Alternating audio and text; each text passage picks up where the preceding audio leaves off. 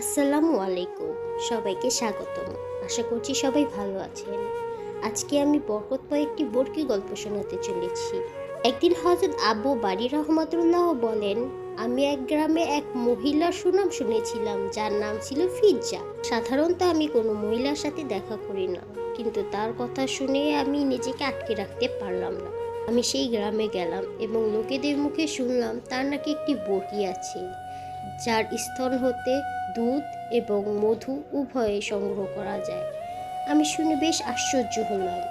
আমি সেই মহিলার কাছে গেলাম এবং তাকে বললাম, আপনার কাছে নাকি একটি বরকতময় বর্কি আছে, যার থেকে দুধ এবং মধু উভয়ে সংগ্রহ করা যায়।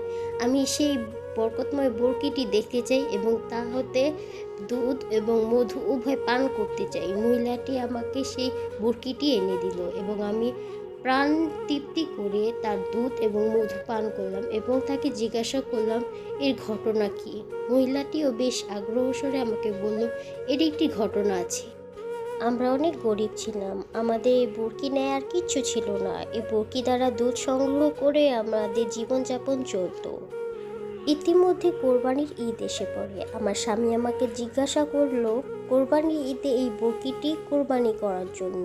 আমি আমার স্বামীকে বললাম, এই বরকিটি ছাড়া আমাদের আর কিছুই নেই। বরকিটি যদি কোরবানি করে দিই তাহলে আমরা চলবো কিভাবে?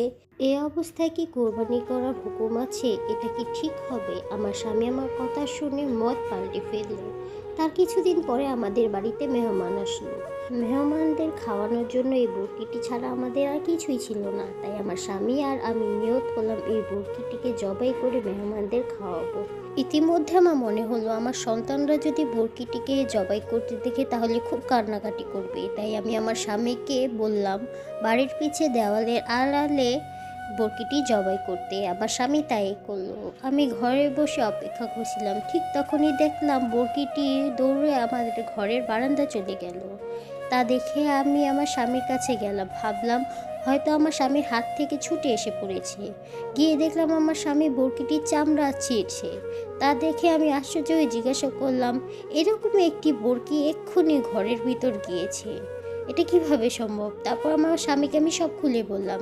তা বলার পর আমার স্বামী আমাকে বলল, এটা আল্লাহরই দান, আল্লাহই আমাদের দিয়েছে।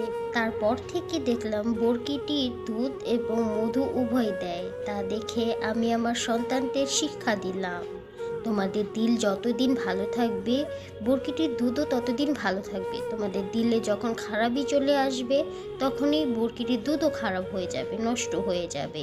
অর্থাৎ সব সময় তোমাদের মন দিল ভালো রাখবে, যাতে বরকিটি সব সময় ভালো দুধ দেয়।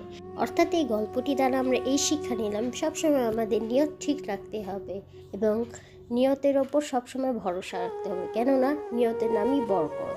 আর তাছাড়া মেহমান আসলে আমাদের খুশি হওয়া দরকার, কেননা আল্লাহ যখন খুশি হয় তখনই মেহমান দেয়। মেহমান দেখে নিরাশ না হয়ে আমাদের যা আছে তা দিয়ে মেহমানকে খাওয়াতে হবে এবং সম্মান দিতে হবে। খাওয়ার বড় কথা না, সম্মান দেওয়াই বড় কথা। অর্থাৎ আমাদের সবাইকে ভালোবাসতে হবে, ভালো রাখতে হবে, নিজেও ভালো থাকতে হবে। আজ তাহলে এই পর্যন্তই থাক, দেখা হবে আগামী ভিডিওতে। আমার ভিডিওটি ভালো লাগলে অবশ্যই সাবস্ক্রাইব করবেন। ধন্যবাদ।